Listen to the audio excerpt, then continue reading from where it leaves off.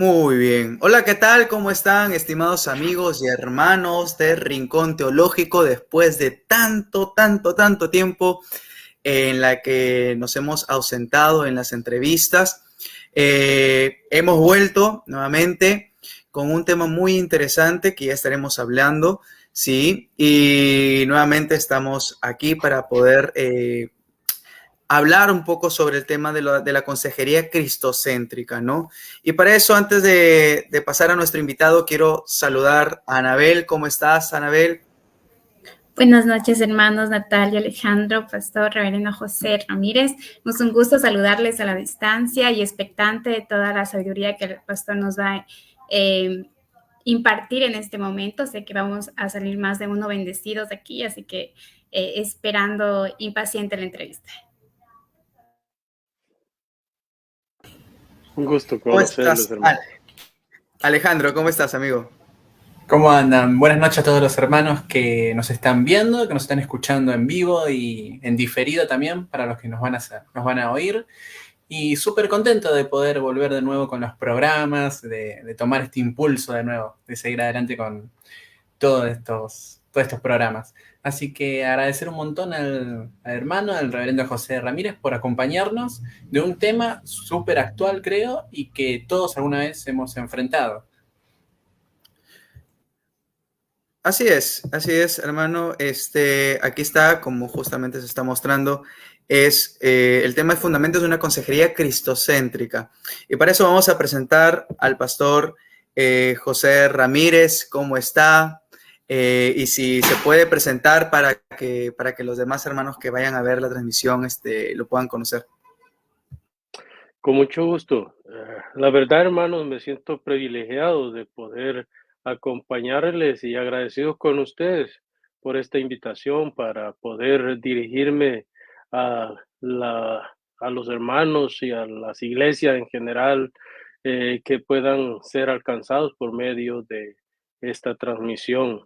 Asumo que también va a quedar el video para después. De todas maneras, todas las personas que sean alcanzadas, pues yo desde acá, desde Toronto, Canadá, pues les saludo en el nombre del Señor. Ya ustedes pueden ver ahí en la pantalla, mi nombre es José Ramírez. Nací en El Salvador, en una familia cristiana, por supuesto, aunque de tinte pentecostal. Crecí en una iglesia pentecostal conservadora, digamos, desde los años 70. Estuve congregándome hasta más o menos mediados de los años 80 en esta iglesia y fue de mucha bendición. Aprendí mucho en la escuela dominical, en las actividades de jóvenes, en fin, fue una experiencia muy bonita. Luego tuve la oportunidad de emigrar a Canadá desde el año 1988. Llegué a Canadá el año 89. Pasé casi un año en México. Ese año fue un año de aprendizaje. Tenía apenas 16 añitos cuando me embarqué en esa aventura y llegué a Canadá para, según yo, hacer una vida secular, una vida sin Dios, una vida para esta fecha yo me había apartado de la iglesia y así fue. Estuve trabajando mucho acá, luego el Señor por alguna circunstancia familiar me llevó de regreso a El Salvador siendo ya ciudadano canadiense. Estuve por 3 años en El Salvador, ahí el Señor me encontró. Esa fue una experiencia súper linda, ya yo más maduro, ya con una mente más madura y más encaminada en un mundo lleno de perversidad y de pecado. De ahí el Señor me sacó y desde entonces le sirvo al Señor. Les estoy hablando de finales del 98.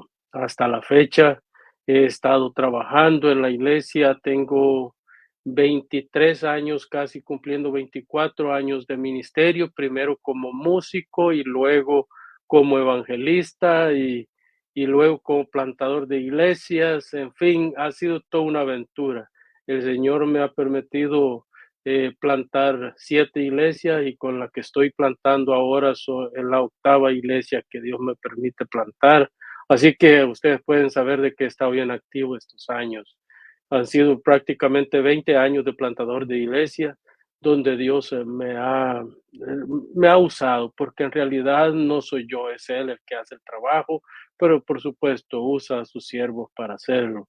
Además de eso, pues también funjo como decano académico asociado para el seminario de Miami en Centroamérica. Entonces yo dirijo todos los centros y programas de estudio que tiene el seminario en Centroamérica. Además soy asistente al decano internacional. En fin, esta ha sido toda una trayectoria ministerial donde por gracia y bondad de Dios nada más hemos podido crecer en el Señor. Mis estudios los comencé muy temprano siendo cristiano, porque vi la necesidad. Yo siempre he creído que si yo voy a un mecánico, no le voy a entregar a cualquier mecánico mi auto, ¿verdad?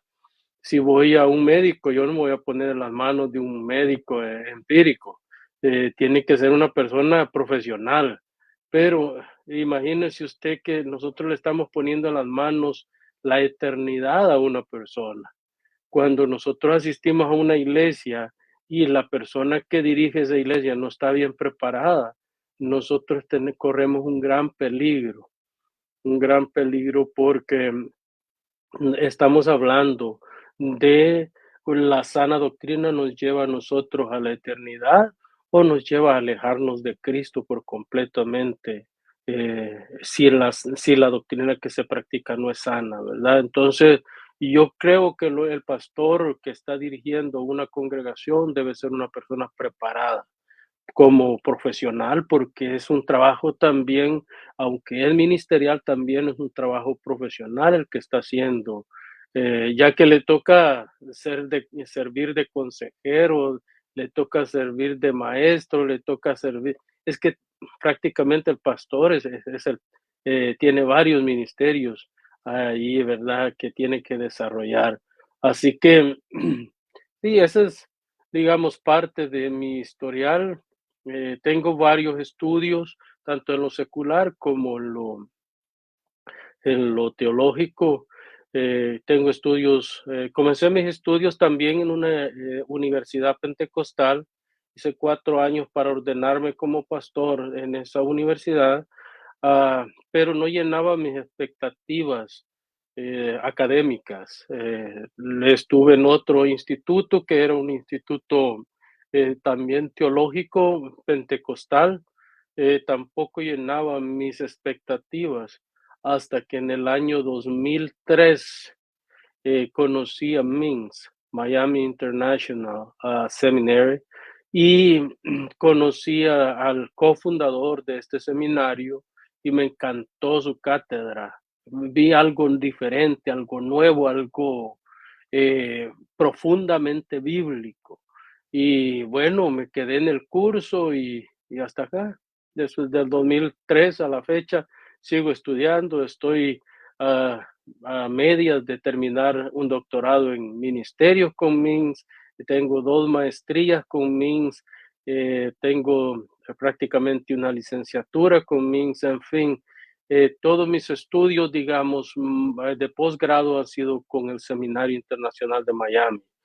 De ahí en lo secular, pues Dios me ha permitido también tener algunos logros, pero lo más importante para mí, lo más importante es lo teológico, lo bíblico, lo que nos lleva a conocer al Señor mejor, ¿verdad? Espero que no haya sido muy larga la presentación. ¿Anabel? No, para nada. Yo sé que a mí me encanta mucho escuchar los testimonios y cómo el Señor obra en cada vida, ¿no? Así que por mi parte yo bien feliz de escucharle. Y a la vez queremos empezar con las preguntas. Cabe recalcar que el tema, nuevamente lo voy a pronunciar, son los fundamentos de una consejería cristocéntrica. Hermano, yo sé que la larga trayectoria que usted nos ha mencionado hace breves minutos sé que lo va a contestar con mucha sabiduría y esa es la pregunta. ¿Cuáles son algunas de las principales características que debe tener un buen consejero cristocéntrico? Mire, la primera característica, a mi criterio, ¿verdad? Porque eso puede variar de persona a persona, pero la primera característica para mí que debe tener un buen consejero cristiano es ser piadoso, porque en realidad tratar con gente no es fácil. Tratar con personas es algo muy complejo y hasta cierto punto puede llegar a ser problemático, porque las personas pueden darnos una falsa idea en el momento a que nosotros estamos aconsejando, de que todo está bien, de que está aceptando la consejería, de que no hay problema, que la persona está captando la orientación que uno le está haciendo, pero en realidad en un momento puede cambiar esa idea. El ser humano es cambiante todo el tiempo. Entonces, creo yo que la persona debe ser piadosa. Cuando digo piadosa, debe ser una persona que ame lo que hace, que ame a las personas, que se envuelva en las personas sin meterse dentro de un personaje al que está aconsejando. Ese debe ser un cuidado. El aconsejado y el consejero deben de tener límites. El consejero debe poner límites para que no se pasen esos límites. De otra manera, corre el riesgo de involucrarse personalmente, cosa que es peligrosísima. Cuando uno aconseja, no tiene que permitir que las emociones lo controlen a uno. Uno debe controlar las emociones. ¿Por qué digo esto? Porque cuando uno está aconsejando, siempre van a haber cosas que de alguna manera van a traer más la atención de uno que otras. Y puede ser que en algún momento uno se sienta emocionalmente cohibido por lo que está escuchando de la otra persona. Así que debe de ser muy piadoso, pero sobre todas las cosas, debe de amar a Dios con todo su corazón. Porque si esta persona no es cristiana, sino que está haciendo una consejería más secular que cristiana, entonces sí corre peligro, porque el hombre no puede cambiar al hombre. El único que puede transformar la mente y el corazón de una persona es la palabra de Dios. Y la Biblia, en toda consejería, la palabra de Dios tiene que estar a la mano, porque es desde la Biblia que aconsejamos. Si vamos a aconsejar cristocéntrica, si nuestra consejería va a ser cristocéntrica, nosotros tenemos que fundamentar la consejería en toda la Biblia, en el consejo de Dios, porque desde Génesis 1:1 hasta Apocalipsis 22 estamos hablando de la revelación de Jesucristo, del plan de redención. Y si estamos hablando del plan de redención, debemos de estar conscientes de que es a través de ese plan que debemos de responder. Sí, yo creo que eso cubriría parte de la pregunta.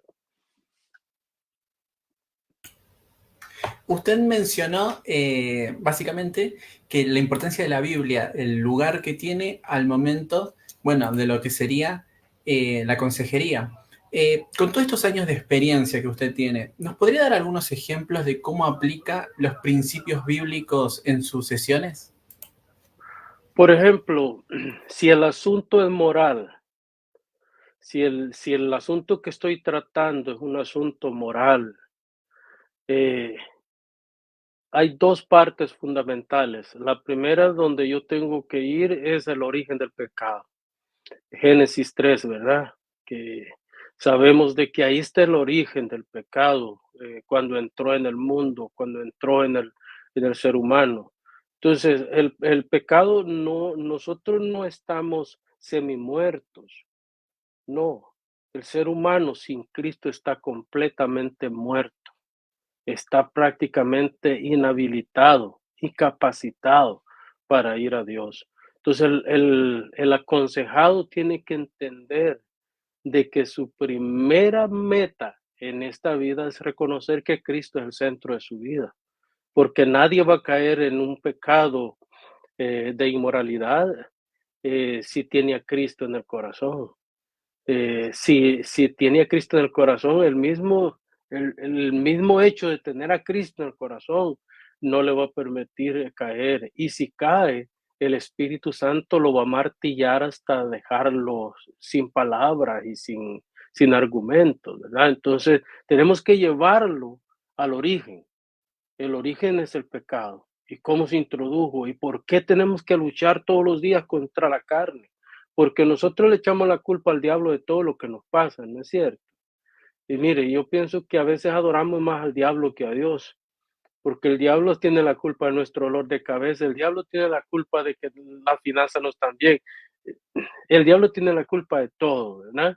Pero en realidad muchas veces es más la carne que el diablo la que está obrando en nosotros. Entonces tenemos que aprender a controlar nuestra mente, a controlar nuestras actitudes, a controlar nuestra lengua, a controlar nuestros pensamientos, que es algo también que el apóstol Pablo nos dice, que tenemos que llevar cautivo todo pensamiento a la obediencia a Cristo. Imagínese usted, ¿por qué el apóstol Pablo nos dice, lleven cautivo todas las intenciones de su corazón a la obediencia a Cristo? ¿Por qué no dice eso? El apóstol Pablo dice, llevad cautivo todo pensamiento a la obediencia a Cristo, porque la tentación comienza en la mente. Es lo primero que es tentado. La tentación no comienza ni en el corazón, ni comienza en ninguna otra parte del ser humano. Comienza en la mente. Y la mente empieza a maquinar, y la mente empieza a analizar, y la mente empieza a hacer cosas que el corazón le dice no, no, no. Y como tanto insiste la mente, que luego el corazón termina aceptando lo que la mente le ordena. Entonces, por eso es que nosotros debemos de tener controlada toda esa parte.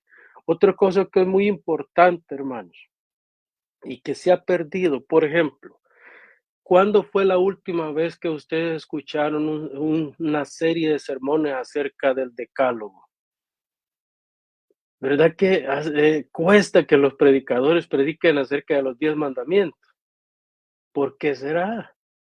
Últimamente yo me he estado haciendo esa pregunta, ¿por qué es que los predicadores casi no predican de los 10 mandamientos? Si vamos a la iglesia, a la iglesia de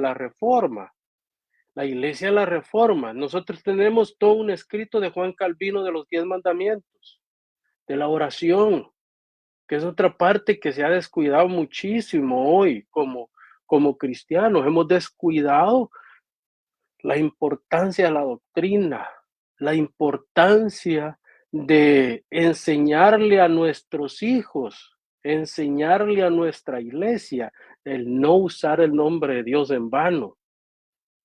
Antes, hermano, era un pecado garrafal que una persona mencionara el nombre de Dios en una conversación común. No podía mencionarse el nombre de Dios así. ¿Por qué? Porque el nombre de Dios es santo, es sagrado.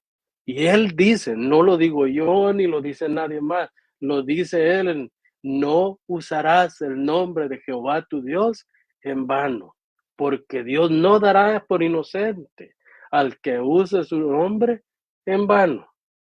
Fíjese bien, solo ese mandamiento ya nos metió en serios problemas a la iglesia contemporánea. Porque hoy nosotros a veces nos pegamos en un dedo con algo y Dios mío, estamos usando el nombre de Dios en vano. O cualquier conversación que tengamos, ay Señor, oh Dios, ¿por qué suceden estas cosas? O sea, debemos de entender de que el nombre de Dios es sagrado y debemos de cuidar de no usarlo. La idolatría, por ejemplo, si entendiéramos bien lo que es ser idólatra, Pero nosotros creemos que ser idólatra es solamente aquel que se postra delante de una imagen. Eso es ser idólatra. Pero en realidad la idolatría está en todas las áreas de nuestra vida. Nosotros somos idólatras por naturaleza, porque nosotros fuimos creados por Dios con una necesidad intrínseca de adorar a algo o a alguien. Entonces, cuando nosotros no adoramos a Dios, nos volvemos idólatras. E incluso cuando adoramos a Dios, nos volvemos idólatras. A veces hasta en la forma como adoramos a Dios. Y se los pruebo, ¿sabe cómo?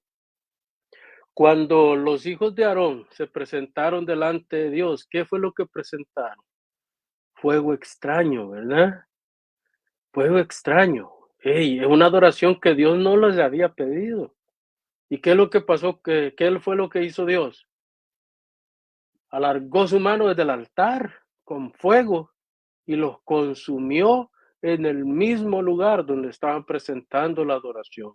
Ahora me pregunto, si Dios hiciera algo así hoy, ¿qué pasaría con los altares?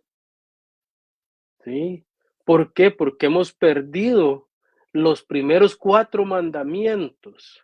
Son tan fundamentales, diría yo, son el eje en el que está sentado la adoración que Dios tiene que nosotros tenemos con Dios. La forma, la manera como nos acercamos a Dios está establecida ahí, sin idolatría. Eso significa con una adoración pura, sin blasfemar el nombre de Dios, cosa que es muy peligroso hacerlo de manera muy sencilla. En fin, todo lo que tiene que ver con nuestra comunión con Dios está en los primeros 4 mandamientos. Y luego tenemos los otros 6 mandamientos, que comienza con ¿qué? Honra a tu padre y a tu madre. Cuando nosotros vemos el honrar al padre y a la madre, nosotros nos damos cuenta de algo muy importante. Si un niño, si una persona aprende a valorar, a amar y a respetar a su padre y a su madre, no tiene problema para su relación con las demás personas. Entonces, ahí estaremos completando la cruz, porque estaríamos hablando de forma horizontal, una relación horizontal entre personas, con el mundo, nosotros con el mundo. La otra es Dios con nosotros, porque es vertical. Y la salvación viene de arriba, la salvación no va de abajo hacia arriba, viene de arriba hacia abajo. ¿Se dan cuenta que con solo los 10 mandamientos, nosotros ya podemos dar una consejería completa acerca de un punto de moralidad? Amén. Sí, es muy interesante porque perdemos de vista justamente esos principios morales que están en el Éxodo, en Deuteronomio, y eso de alguna u otra manera marca pues toda nuestra vida, ¿no? Una de las preguntas que a mí me viene es sobre qué retos en la actualidad sí tiene ahora la consejería, ¿no? O sea, y sobre todo una consejería con un enfoque cristocéntrico, ¿no? Dentro de las comunidades, dentro de las iglesias de diferentes denominaciones. Creo que el secularismo que ha entrado en todas las esferas de la vida cristiana, porque antes se hablaba de ministerio, ¿no es cierto? El pastor hacía ministerio, ahora se habla de trabajo. Ahora vean ustedes la diferencia entre ministerio y trabajo. Hay una gran diferencia. El ministerio involucra 24/7. El ministerio involucra, esté enfermo, esté bien de salud, esté como esté, yo tengo que orar por mi gente, tengo que estar pendiente de ellos, yo tengo que preparar estudios bíblicos, tengo que estar informándome, actualizándome. Entonces, el ministerio como se veía antes, por eso es que Calvino no quería entrar, y perdonen que ponga como ejemplo a Calvino, porque ya estamos hablando de más de 500 años de historia, ¿no? Pero Calvino llega a Ginebra ¿Sabe cuál era la actitud de Calvino al llegar a Ginebra? Bueno, la idea de Calvino cuando llega a Ginebra era descansar, estudiar. Era un hombre intelectual, él quería prácticamente hacer más obras intelectuales que un ministerio. Entonces llega el señor Guillermo Farel, sabiendo que estaba ahí y viendo la gran necesidad que había en Ginebra. No tenían pastores, había problemas sociales, había problemas ministeriales que tenían que ser atendidos. Conociendo el calibre de Calvino, Farel llega contento, voy a decirle que venga y que nos apoye en el ministerio, y se encuentra un Calvino tranquilo. No, le dice, yo no he venido a trabajar a esta ciudad, más bien yo he venido a pensar a esta ciudad, una ciudad tranquila, así de que yo quiero estudiar y escribir y llevar una vida tranquila en esta ciudad. Guillermo se para, y yo me imagino aquel hombre, ¿verdad? Con el carácter que se le caracterizaba a él, ¿no? Un hombre fuerte, y dice, Dios maldiga tu descanso y la tranquilidad que buscas cuando en una necesidad tan grande no te dignas a socorrer. Estoy parafraseando lo que Calvino, lo que dicen los hombres. Dice Calvino que él sintió como que una espada traspasó su corazón y que desde ese momento supo que no podía decirle que no a la obra que él estaba pidiendo que tenían que hacer. Y así Calvino se convirtió en un gran pedagogo de la ciudad, se convirtió en el fiscal general de la ciudad y se convirtió en el pastor general de la iglesia de Ginebra. ¿Se da cuenta? Un hombre con un deseo ardiente, con una capacidad intelectual inmensa, empezó a trabajar en Ginebra y a hacer una obra. No por algo Ginebra tiene un sistema económico, pero buenísimo. Todo eso fue gracias a la obra de Calvino, establecido desde entonces. Calvino estableció un sistema legal, pero increíble. En fin, un hombre con una capacidad, mejoró el idioma. ¿Por qué? Porque él escribió la institución de la religión cristiana y se dio cuenta que tuvo que inventar palabras, tuvo que mejorar palabras, conceptos, en fin, para que pudiera hacer sentido. Entonces, ese era el sentido de ministerio que estos hombres tenían. Estos hombres tenían sentido de ministerio. Ahora hay pastores que son empleados de la iglesia. Entonces el secularismo que ha entrado a la iglesia es tan grande que no nos permite ver más allá de la necesidad que nosotros tenemos de un salario, sino que estamos viendo nada más que en lo que nosotros hacemos son 8 horas, 10 horas de trabajo, pero después desconectamos nuestro teléfono, desconectamos el correo electrónico, en fin, nadie se puede comunicar con nosotros de la iglesia. Entonces, esa es la pregunta que yo me hago. ¿Somos empleados o somos ministros de la palabra, como nos dicen el libro de orden, verdad? Entonces debemos de cuidar esa parte, porque si no cuidamos eso, la iglesia va a ir perdiendo y perdiendo terreno cada vez más y se va a tornar en prácticamente una empresa. Una empresa. Hoy vemos mega iglesias que se dirigen como empresas, donde ustedes pueden ver que el pastor llega como ejecutivo y con gran algarabía, no se ha recibido, y luego se va de la misma manera y no se vuelve a ver hasta el próximo domingo. ¿Por qué? Porque su trabajo es solamente ir a entretener el día domingo, sin darse cuenta de que tiene una iglesia que necesita ser pastoreada, una iglesia que necesita ser educada, una iglesia que necesita ser encaminada hacia el reino de los cielos. Por eso es que el gran predicador Spurgeon dijo en cierta ocasión que vendrá tiempo, dice, cuando prácticamente habrán pastores enseñándole a cabras. Y ese es el tiempo al que hemos llegado. Un tiempo muy complicado, muy difícil, donde nosotros como líderes, debemos de hacer la diferencia. Y a lo mejor ustedes pensarán, oiga, me suena como un pastor resentido este. No, es una realidad que he visto con los años de trabajo, con los años de ministerio, donde eh, me da mucha pena decirlo, pero hay muchos pastores que yo los he escuchado en mis propios círculos y decir, ¿y cuánto paga esa iglesia? O sea, si no hay una buena remuneración, no voy a predicar a ese lugar. En fin, Dios nos ayude para poder entender que el ministerio es diferente a una vida secular.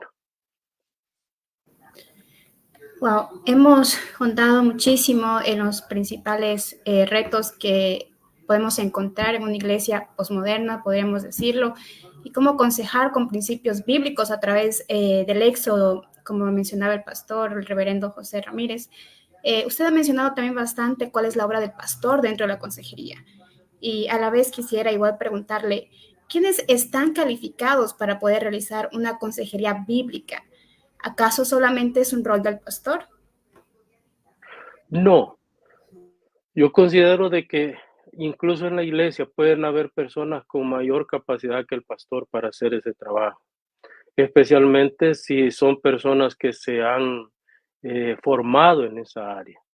Y yo creo que el pastor debe estar abierto a eso, a darle oportunidades a aquellas personas que, por ejemplo, tienen una licenciatura o un doctorado en consejería familiar, X, ¿no? Hoy hay muchas especializaciones.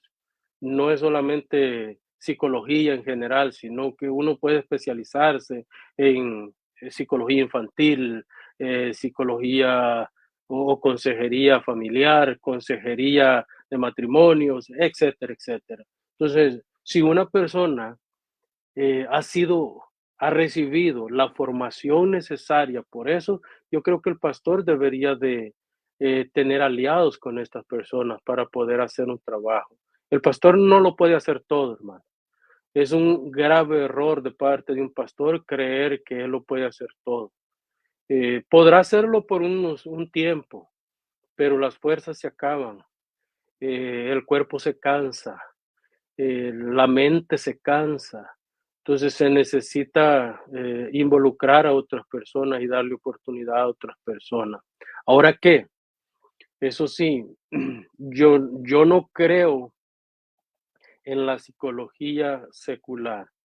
Y perdonen que se los diga así abiertamente, tal vez hasta estoy cometiendo un error a hacerlo al aire, pero si a Freud, que fue el padre del psicoanálisis, no le funcionó su misma teoría, entonces, ¿cómo puede funcionar una teoría así a otra persona? Para mí, la persona tiene que tener bases cristianas para poder aconsejar bíblicamente, porque la consejería tiene que ser bíblica. No puede ser una consejería secular simplemente. Hay que usar las teorías que existen y creo yo que Rogers, Freud, Skinner, ni entre ellos se pudieron poner de acuerdo en la psicología, ¿verdad? Entonces, ¿cómo esperamos que si ellos, que son los padres de la psicología moderna, no pudieron ponerse de acuerdo, nosotros nos vayamos a poner de acuerdo, ¿verdad? Entonces, debemos de tener cuidado con eso. Por eso es que digo, la consejería tiene que ser bíblica y aquellas personas que se les va a dar la oportunidad para que aconsejen en la iglesia, tienen que demostrar y tienen que ser evaluadas por el cuerpo de ancianos y por el cuerpo pastoral, tienen que ser evaluados su vida espiritual. Tal vez no tanto la vida académica, porque no todos los ancianos van a ser capaces de dar una buena consejería o de ser o de entender siquiera lo que es aconsejar, ¿no? Pero sí pueden hacer un análisis, los ancianos pueden hacer un análisis del nivel de espiritualidad de la persona que va a aconsejar.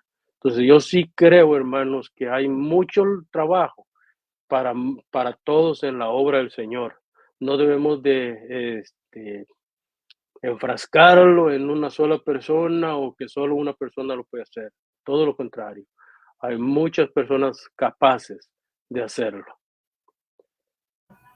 Sí, y justamente, queridos hermanos, bueno, estamos a la mitad de la entrevista y por favor pueden darle like, pueden hacerle preguntas, pueden compartir porque creo que es importante justamente este tema, la consejería bíblica. Muy pocas veces en Latinoamérica al menos se habla de este tema o se lleva como una especialidad como tal. Y Civitas Day, que es un centro cristiano para América Latina, sí, está ofreciendo justamente una diplomatura de diferentes cursos en consejería familiar, sí, justamente el curso de consejería familiar, justamente con el pastor José Ramírez. Así que cualquier consulta, cualquier información puede ingresar al fanpage de Civitas Day, ¿sí? Darle like y también poder consultar justamente lo que el pastor José Ramírez va a dar, que es consejería familiar. El inicio de clases será el 3 de febrero, así que cualquier cosa pueden escribirnos, pueden escribir a Civitas Day para que se pueda dar la información. Alejandro. Sí, la siguiente pregunta es sobre un tema que quizás algunos tengan algunas opiniones encontradas. Se trata sobre la aplicación de la consejería bíblica en relación a inconversos.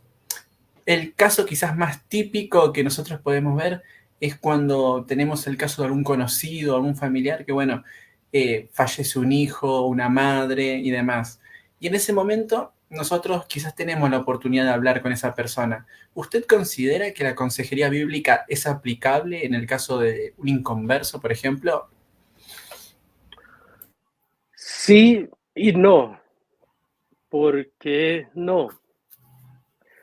Porque el inconverso, como no tiene la mente de Cristo, no ha nacido de nuevo todavía, el Espíritu Santo no vive en su corazón todavía, no tiene la capacidad para entender lo que es bíblico y lo que no es bíblico. Entonces, por eso debe de hacerse con mucho tacto si se va a hacer una consejería, un inconverso. Y cuando uno ve que el asunto escala, lo mejor es remitirlo a un profesional para que ese profesional tome el control de lo que de la consejería que se está dando. Ahora, ¿cuál es el trabajo del consejero en sus inicios de entrada? Hacer evangelismo, porque la consejería no debe de ser solamente un marco teórico, también debe ser un marco misiológico, donde nosotros podemos hacer misiología, donde nosotros podemos hacer evangelismo, donde nosotros podemos presentar el plan de salvación a la persona. Entonces, la base, y eso es importante porque es una de las cosas que yo voy a tocar en el curso, el fundamento bíblico de la familia, dónde está fundada la familia, dónde debe estar fundada la familia. Entonces, y eso incluye todas estas partes. Si yo voy a hacer consejería a un inconverso, esa persona, mi trabajo primordial con esa persona es llevarlo a conocer a Cristo. Luego vendrá lo demás. Pero si yo no puedo lograr que esa persona entienda el evangelio y que sea llamado por la obra del Espíritu al arrepentimiento, entonces yo no puedo pasar al otro nivel todavía, porque sería como que usted eche agua en un desierto, ¿sí? Se va a consumir rápido, nunca va a dar abasto. lo que usted pueda aportarle a esa persona y nunca va a llenar su corazón, porque recuerden esto, hermano, la psicología no llena, no llena. La psicología, lo único que llena la vida de la persona es la palabra de Dios. Y una persona que no se llene de la palabra de Dios seguirá en sus delitos y pecados. O sea, no podemos darle vuelta a eso, no podemos revertir eso. Mientras que la persona no reconozca a Cristo como su Salvador, es por demás. Nosotros podemos hacer el máximo esfuerzo por cambiar a esa persona y no se va a cambiar, porque no hay transformación cuando no hay conversión. Entonces, por eso es importante saber hasta dónde están los límites. Y no pasar ese límite. Pero a veces nosotros nos volvemos demasiado piadosos, demasiado que pareciera que nosotros queremos que las personas se conviertan porque se conviertan. Y no es así el asunto. La persona, aquel que Dios no llama a su reino, jamás va a recibir a Cristo. Entonces, ese es el momento cuando mejor pasar a esa persona a un ámbito secular, donde esa persona puede ser tratada tal vez clínicamente, tal vez desde la perspectiva de la psicología y no desde la perspectiva de la palabra de Dios. Ahora, ¿por qué sí se puede? Porque nosotros somos comisionados por Dios para llevar las buenas nuevas de salvación. Y si una persona quiere sanar su corazón, quiere sanar su mente, quiere sanar su espíritu, tiene que recibir a Cristo. De otra manera, nunca podrá salir de lo que sea que en lo que esté metido. Nunca podrá salir de ahí, si no es por la obra del Espíritu Santo en su corazón. Y nosotros sabemos que el Espíritu Santo no mora en corazones que no tienen a Cristo como centro de su vida, ¿verdad? Amén. Y justamente ya lo mencionaba, ¿no? Saber un poco diferenciar y cuáles son los límites entre la consejería bíblica y también el área de psicológica, ¿no? Mantener ciertamente un equilibrio y hasta qué punto sabemos que la psicología o un consejo psicológico no va a cambiar a la persona, no va a sanar el corazón de una persona, sino la palabra de Dios es lo que va a infundir vida a la palabra de la persona, porque entendemos de que si de alguna u otra manera la psicología ayuda a moderar ciertos comportamientos del hombre, va a seguir siendo igual, no va a haber un cambio radical, sino es el evangelio mismo que va a transformar al hombre desde la raíz para que haya un cambio, no solamente de manera en el comportamiento, sino también de manera eterna y espiritual. Justamente ya quisiéramos tocar un poco ya con temas más exactos y más puntuales, como por ejemplo, de qué manera o cómo yo abordaría desde una consejería cristocéntrica, porque puede pasar de hermanos que están en la iglesia y tienden a la depresión e inclusive al suicidio, ¿no? Al pensamiento suicida. Entonces, inclusive podría abrir otro debate, pero cosa que no es el tema, ¿no? Si los que se suicidan son salvos o no son salvos, pero no es el tema, sino más bien cómo se abordaría, ¿no? A partir de una consejería cristocéntrica. Miren, todos somos seres psicológicos, ¿verdad? Nosotros, los seres humanos, tenemos esa psique que desafortunadamente nos puede traicionar en algún momento. Incluso puede ser algún desequilibrio hormonal que está afectando los mismos problemas emocionales en los que estamos metidos, ¿no?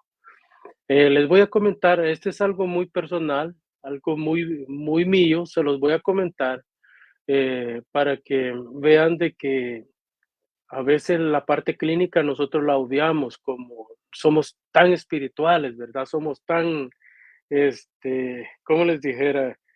Somos demasiado enfocados en que a mí no me pasa porque yo soy hijo de Dios, pero en realidad a todos nos puede pasar, hermanos, a todos. Hace unos años yo empecé a sufrir un desorden hormonal, de tiroides. Entonces, yo no sabía y estuve quizá como 1 año y medio, 2 años en ese proceso. De repente me daba mucho frío, de repente era un calor extremo, de repente me daban ganas de llorar, de repente me daban ganas de gritar. O sea, era un desequilibrio hormonal, pero horrible. Mi cuerpo estaba, jamás había experimentado algo así en mi cuerpo. Entonces empecé a pensar que me estaba volviendo loco, qué es lo que está pasando conmigo. Esto no es normal en mí. Yo normalmente he sido una persona que por lo menos alegre, ¿no? Y tranquilo, positiva, que me enfocaba en las cosas buenas de este mundo y no en las cosas malas.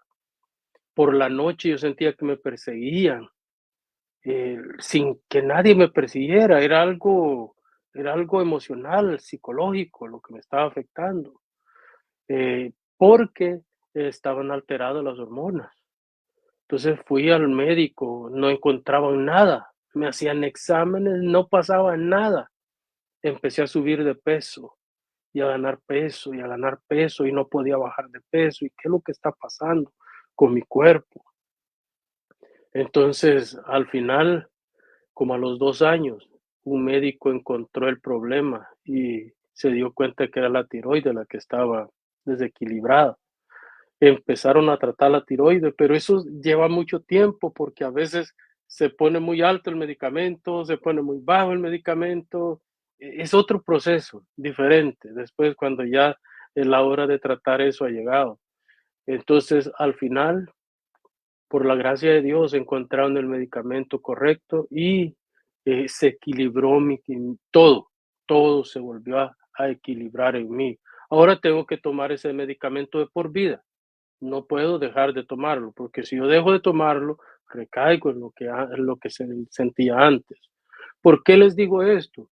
Porque muchas veces nosotros estamos tratando problemas emocionales que son clínicos y nosotros debemos de aprender a trabajar con con los médicos también, para que los médicos sean también los que están diagnosticando si hay algún problema hormonal en la persona, si hay algún problema, qué sé yo, se puede estar desarrollando un cáncer, por ejemplo.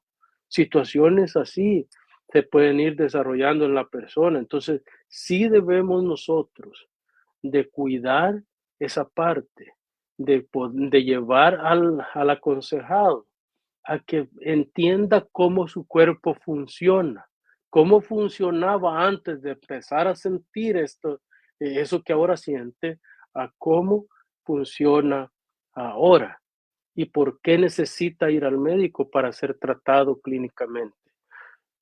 Las estadísticas de suicidio son grandes, especialmente entre los jóvenes y los adolescentes, jóvenes y jóvenes adultos. Es grande las estadísticas en Norteamérica específicamente. No estoy enterado de Latinoamérica porque yo me trabajo en Norteamérica, pero acá son alarmantes.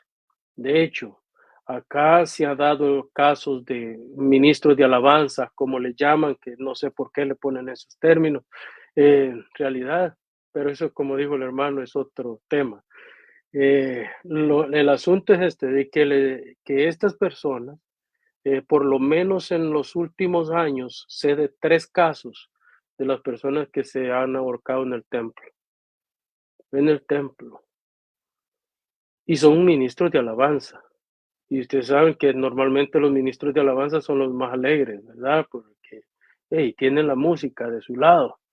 En fin, las razones pueden ser varias. Puede ser incluso un pecado oculto que la persona no ha confesado. Y mientras no confiese ese pecado, hermano, esa persona va a luchar con su psiquis y va a luchar con sus emociones hasta que confiese ese pecado. Y recuerden una cosa, de que a Judas al final lo mató la culpa por haber entregado al Señor. Algunos dicen que el diablo se le metió, es posible que sí, ya lo tenía dentro, todo el tiempo lo tuvo dentro. Pero la culpa lo terminó ahorcándose. La mayoría de suicidios tiene que ver con culpa por algo que les hicieron o algo que ellos han hecho. Ambos lados pueden ser eh, un factor que les lleve a algo tan finito. Recuérdese que nosotros a veces vemos el suicidio como algo muy premeditado. No, hermano, el suicidio no es premeditado. La enfermedad emocional que sufre la persona sí viene de ratos, progresando y progresando, pero el suicidio es un momentico. Y si ese momento la persona se deja ganar por la mente, termina quitándose la vida. Y el problema es que ya cuando lo hace no hay regreso, no hay vuelta atrás. Entonces, creo yo que el consejero en esa área debe de ser muy cuidadoso y debe de aconsejar, debe de enfatizar el que la persona confiese si es que hay pecado, ya sea de su parte o alguien haya pecado contra él. Recuérdese de que muchas veces estas personas vienen acarreando sufrimiento desde su niñez, que los abusaron. Abuso no es solamente sexual, hermano. Abuso son muchas formas para abusar a una persona. Entonces, creo yo que el consejero tiene que ser muy cuidadoso en eso y ayudar a la persona a reconocer que la culpa lo termina matando a uno. Gracias. Queremos seguir profundizando en estos ejemplos prácticos y para ello quisiera que pueda mencionar un consejo práctico para aquellos que tal vez tienen esta dirección a la homosexualidad. ¿Qué podríamos aconsejar ya sea a sus padres o ya sea a las personas que están en este punto? Ese es un tema bien complejo y súper contemporáneo, ¿sí? Digo súper contemporáneo por la promoción que hoy hay. La homosexualidad ha existido desde los inicios de la humanidad, ¿verdad? Pero hoy hay una propaganda. ¿Y sabe por qué? Porque quieren desvirtuar la masculinidad. Así como desvirtuaron el feminismo, desvirtuó la feminidad, ahora el homosexualismo quiere desvirtuar la masculinidad. Ahora, yo creo que la mayoría de los homosexuales o los que tienen tendencias homosexuales creen que nosotros, la iglesia, los pastores, los odiamos a ellos. Y yo creo que eso es un error grande, un error tal vez infundido. Tal vez sí hay pastores que han sido groseros y abusadores contra estas personas, pero yo creo que son seres humanos con necesidad de Dios, tanto como el fornicario, tanto como el borracho. De hecho, la homosexualidad está entre es una de las obras de la carne, ¿verdad? Entonces, considero de que debemos de amar primero a esas personas, que ellos se sientan amados, que se den cuenta de que la iglesia no los rechaza, no los aborrece.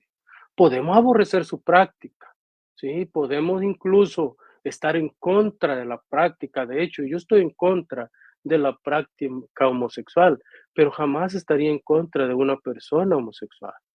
¿Por qué? Porque esa persona necesita escuchar el evangelio. Y si está en el plan de redención, si está en el plan de Dios, que sea salva esa persona, pues Dios la va a salvar. Mi trabajo primordial con esa persona es hacerle ver con la Biblia, ¿sí? No con lo que dice la gente o con lo que yo creo que es la homosexualidad. Por ejemplo, nosotros entramos con pasajes como dice, y aquel que se eche varón con varón tiene que ser exterminado o sacado del pueblo o puestos a muerte por el pueblo. hermano, no estamos bajo la ley ya. No estamos bajo la ley. Nosotros no podemos llevar a la muerte a un homosexual porque estamos en el tiempo de la gracia.